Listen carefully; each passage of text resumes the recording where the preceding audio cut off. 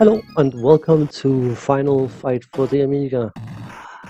Before getting into the actual playthrough, I'm just going to show off why I'm not picking the two other guys, because they have special moves that requires them to be airborne and they get knocked out of the air excessively quickly. But Cody can barely get a special move off, and Guy is not doing an awful lot better. Every single time you try to jump, basically, you just get smacked out. Yeah, it's not very exciting, not very useful, and not very enjoyable.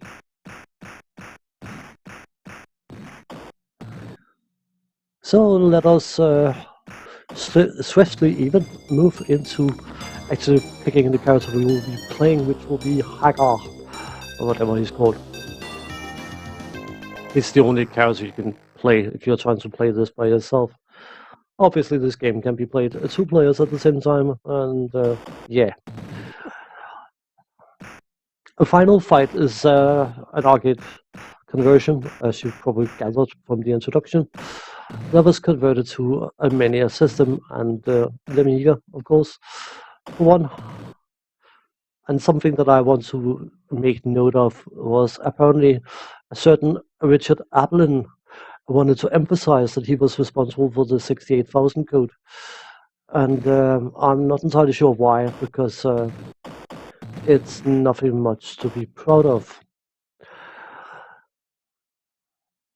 It should probably gathered, and I expect people to actually, if they watch to this point, that they watch the introduction. Hagar's daughter has been kidnapped in order to control him, because of course he's the new mayor of Metro City, and yeah, you can probably imagine that he's not happy about that prospect, and Cody, being Jessica's boyfriend, is not happy about the prospect, and of course the guy, he's just a guy, you know? And he wants to help out, and yeah, they aim to go and rescue her, beat the bad guy, whatever. We need plot reasons to beat people up.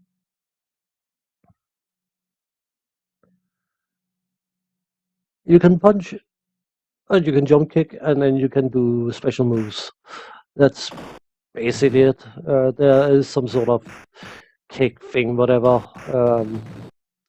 as part of the normal animation cycle when you attack an enemy consistently. But the fighting in this game is extremely basic.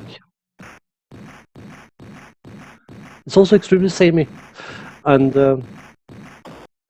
you will find that I will be using the pile driver an awful lot. It's going to be 90% of Hagar's fighting, to be honest, because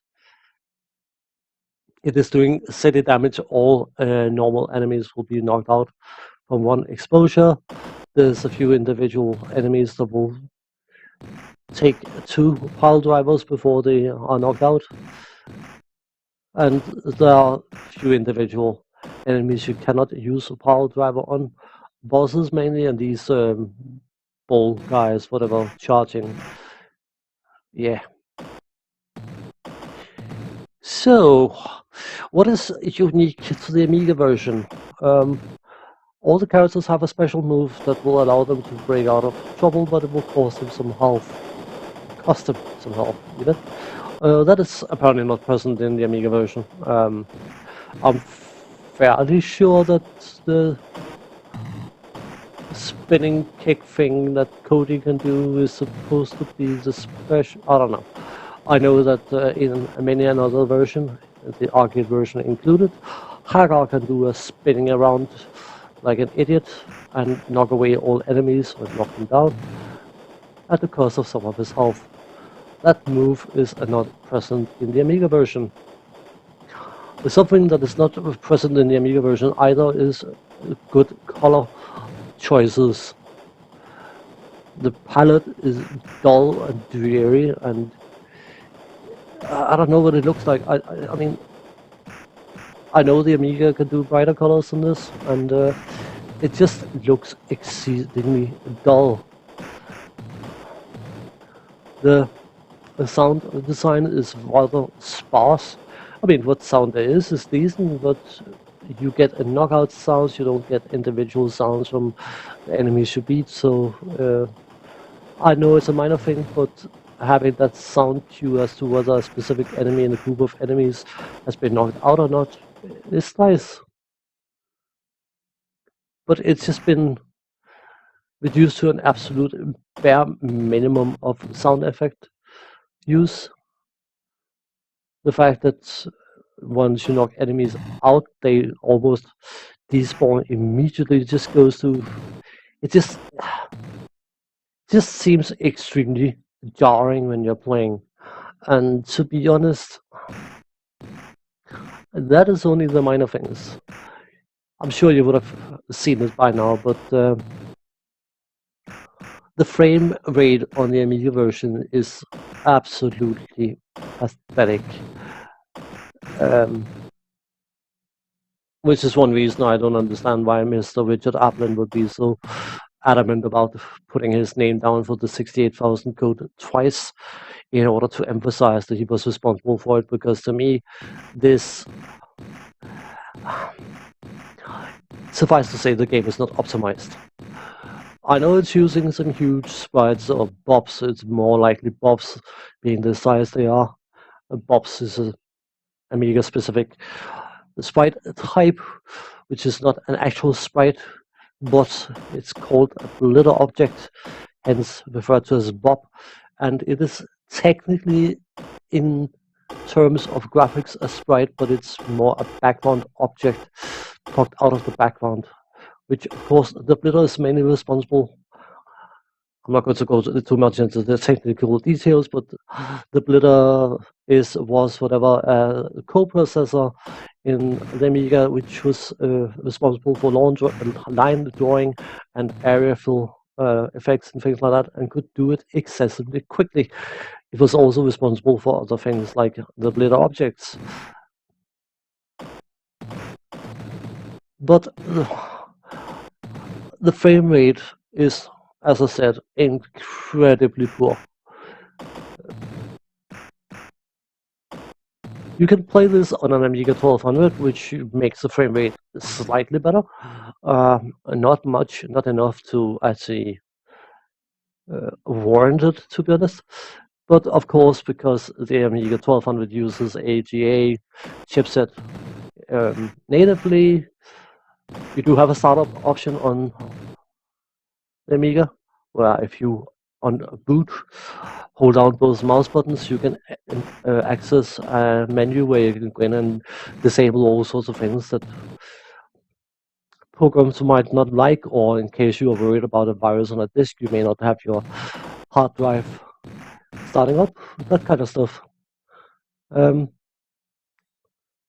But running this on a native Amiga 1200 will cause the graphic to glitch badly. The play sprites, backgrounds, and things like that are perfectly fine, but suddenly you see a ghosted image of an enemy move, and the main character sprites, or Bob or whatever, thing, will half disappear and look like he's walking out from behind a wall or something. It looks rather, stupid. Frame rates aside, but the frame rates are poor. We can agree on that, I think. The fighting is absolutely bare-boned. The amount of animation frames used, and because of course I'm editing these videos, sometimes I slow down rather dramatically in order to get a decent cut. I don't necessarily like making jarring editing cuts, and the fighting animations are 2-3 animations, as animation frames even. It is extremely simple. I'll probably to preserve some data or disk space or whatever, make it bearable for someone just using a box standard Amiga 500, but it all makes for an extremely clunky experience. And now we get a handful of the big bad guys, and now we can count the frames manually. We don't need a program to tell us how many frames we are running at the moment. It is incredibly poor. You could ask yourself why I'm actually doing a completion of this game, since I'm obviously butchering it. It's butchering it senseless, but that was because I was going to do a gameplay overview. But then I thought, you know what, I can beat this game eventually. It took me a few times, but also if I complete it and upload a completed version of this game, I will never have to lay eyes on it again. Personally, it is that bad. Bonus section, hooray, we can smash some glass panes, which of course can hurt us because, I mean, being hurt in a bonus section is perfectly fine. I think that's part of the arcade original as well, by the way, so I'm not going to let that go down to an Amiga specific thing, but the fact that you have to wait between hits in order to keep hitting them just slows the whatever action there may or may not be in this game down to an absolute crawl. Bonus levels should be quick and dirty. They shouldn't be tedious, obnoxious, whatever. And yes, I was at one point or another tempted to just go over and stand and wait in the corner for the timer to run out, but well. Moving swiftly onwards, I was about to say swiftly onwards to the next stage. Something that I'm not familiar with the arcade enough to know whether the arcade actually gives you more food, because of course, even food equals health restoring. But there's a huge, you see a piece of food at the beginning of the game, and then there's this tremendous gap where no food is obtained at all. There's no breakable objects or anything that you can bust food out of, which I'm sure there is in the arcade original. I could be mistaken. But whatever food there is gave very little health, so it doesn't really matter. But we'll take what we can get. Because, of course, we are not only having frame rate issues, serious frame rate issues, we are also having serious design issues. And I know the arcade is what the arcade is, but at the same time, I'm fairly sure that the arcade, despite being designed with the single purpose of milking you for coins, it doesn't have the same completely flawed foundation mechanics as the Amiga version of this game has. Many times when you have a screen transition, you end up spawning in a group of enemies, which means that you get absolutely stun-locked into oblivion before you actually gain control of your character.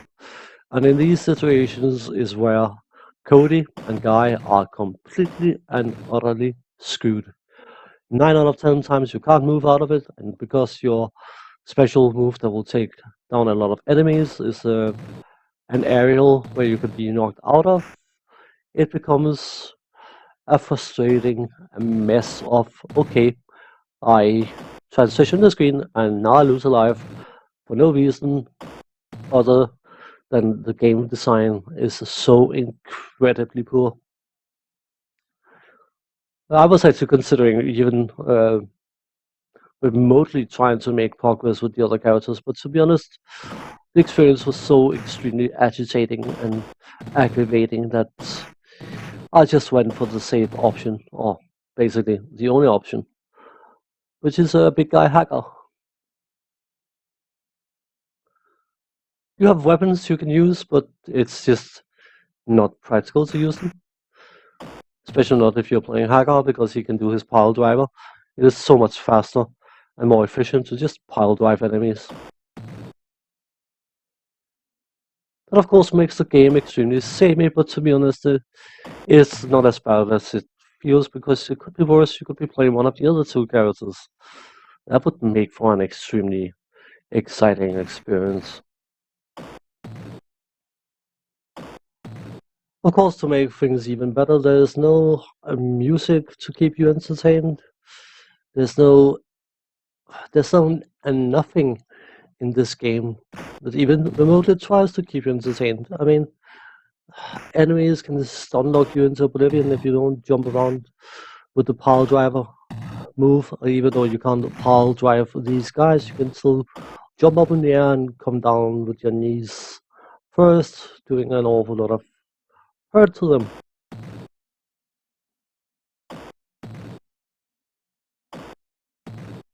I don't know. I do know why this conversion was made. This conversion was made because it was a well-known arcade, and it would probably have been relatively easy to get people to be excited about playing arcade games in their homes. Because let's face it, arcades were popular, and arcade conversions were equally as popular. A lot of them weren't very good, but a lot of people bought the blind anyway because, well, they remembered this cool arcade game and they had a chance to play it at home. Amiga version of Final Fight, outside of being an attempt to make money, which I suppose is a fair enough reason, um, I fail to see why it was even bothered to make this version, because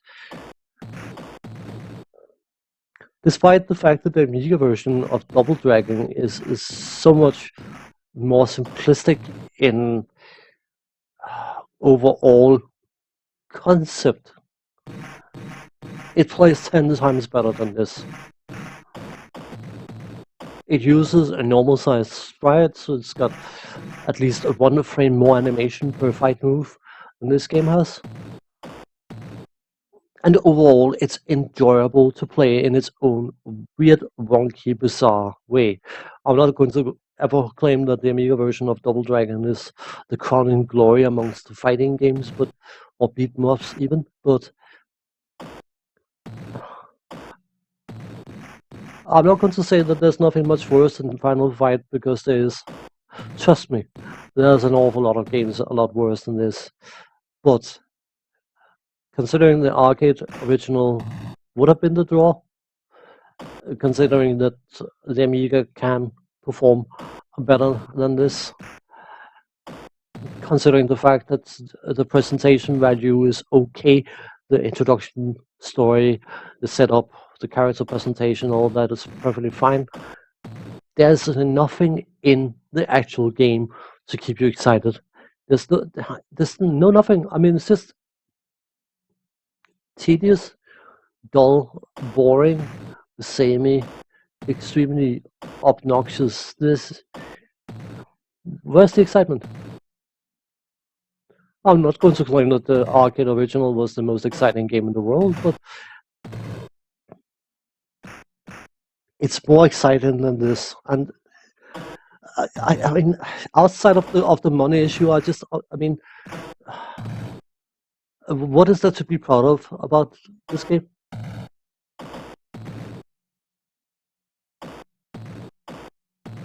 I'm asking a serious question here, because I mean,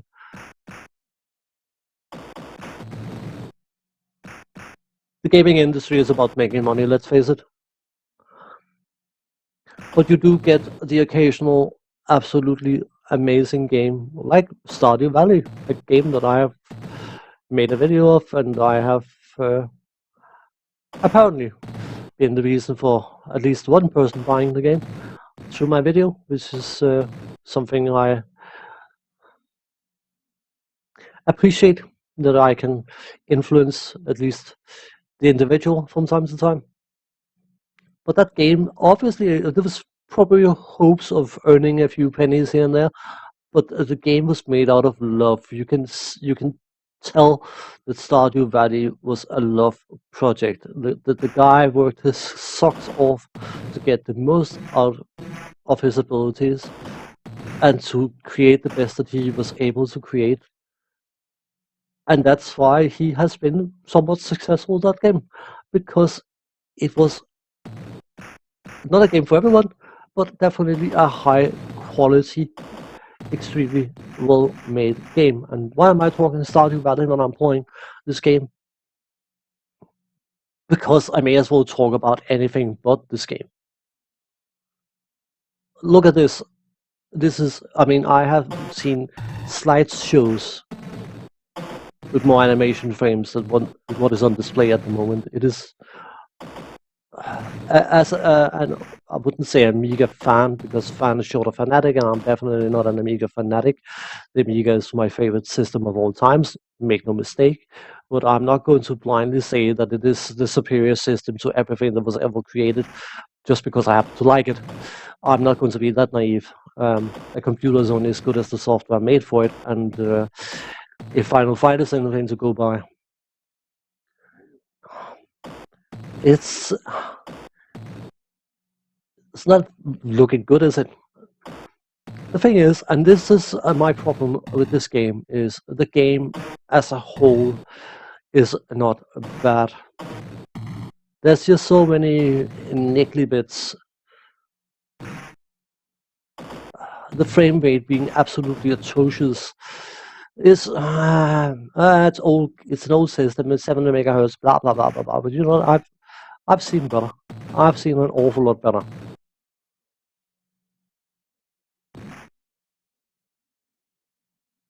But it's just like this game has an extremely mechanical feel to it, meaning that I mentioned Stardew Valley before. A game I have absolutely the greatest respect for it. It's simplistic in many ways, and yet I absolutely adore it. I do get a bit tired of it after a while, and then I make a new game and start from scratch, because that's what I enjoy most about that game. But as I said before, it is made with passion. It is made with love, and this is just made to be made from an arcade conversion. Hopes that people were um, spending their precious hard-earned cash on this game, and it's not horrible. Make no mistake, it is not a horrible game, but it is absolutely bare bone of what is necessary to live up to the arcade original. It is so stripped down. It feels like you are ordering a 4-course meal and you are given a sandwich and you're expected to be happy with that. That's how it feels like.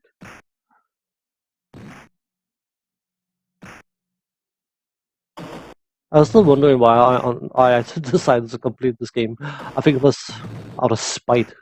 I wanted to spite this game by beating it.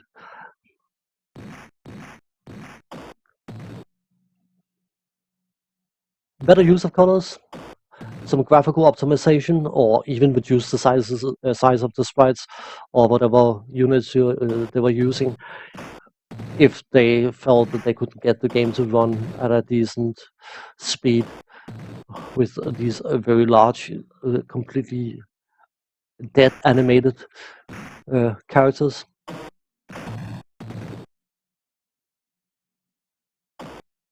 The fact that it is so incredibly easy to get stun knocked into oblivion, I mean, it doesn't make for a very exciting gameplay experience.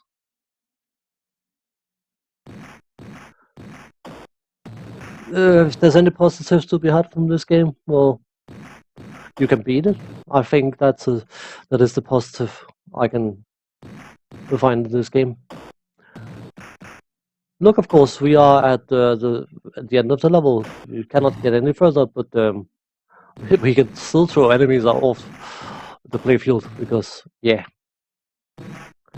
A minor thing, absolutely minor thing, but it is definitely a thing that's adding up. Because one thing I've noticed over the time I've been making these videos and another slideshow experience, it is embarrassing to look at, to be honest. But anyway, as I was saying, one thing I've noticed ever since I started making these videos, I'm a gamer first, and I am not a professional reviewer in any way, shape, or form, and I'm not necessarily trying to review these games. I am showcasing these games as part of my upbringing and my experience with gaming and a little part of gaming history. But I do want to try at least to talk about the games instead of just letting the games run by themselves without any commentary, because some people would probably prefer if I just kept my mouth shut and didn't say a word and just let the games play by themselves. But I want to give some sort of input, some sort of what my thoughts are. And even though I am a gamer first and foremost, because I do play these games quite a bit sometimes in order to make a somewhat presentable video out of it, I have time during editing, during play as well, of course, but I mean it's mainly during editing that I really start paying attention to where the different games goes absolutely wrong. And if that's commentary that I'm putting out is considered to be a review, like, then cool. I would more call it an overview than a review as such, but I mean, if people see it as reviews, then perfectly fine for me. But I just found myself starting to pay attention to things that I did not necessarily pay attention to 20, 25, 30 years ago. I mean, obviously, something like the incredibly low frame rate is extremely hard not to notice. But design things. Could this have been put together better? Could this have been arranged in a different way? Could this have been made clearer? Could this have been made more accessible? And accessible in a not in a hand-holding kind of way, but accessible in a are these mechanics clear? Is it clear for the player what they need to do? How does the graphics work for the game? I'm not super bothered by graphics. I've mentioned that a billion times before, but does it fit the game? Does it fit the theme of the game? That's more something that I worry about than whether the graphics are great or not. If they are great and they suit the game, cool. But you can also have some games with incredible graphics that just feels out of place because the rest of the game cannot support what the graphics are trying to deliver. And of course, I mean, from that viewpoint, it's just incredibly difficult not to be rather harsh towards a game like this, because I mean, we are at the final boss now, and you need to hit him about 40 times before he actually takes damage. And he will fire his automatic, semi-automatic crossbow, shotgun thing, whatever, and he can stun lock you if it suits him, which is of course is great fun. But this game could have been more than it is, and it just isn't.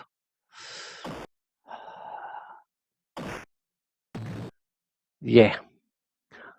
The good thing is we are closing in on the end of this video.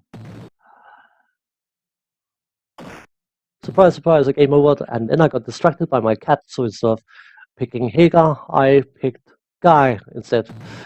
And I kid you not, I have just done an editing cut of 5 minutes and 40 seconds, and I'm still beating on the boss.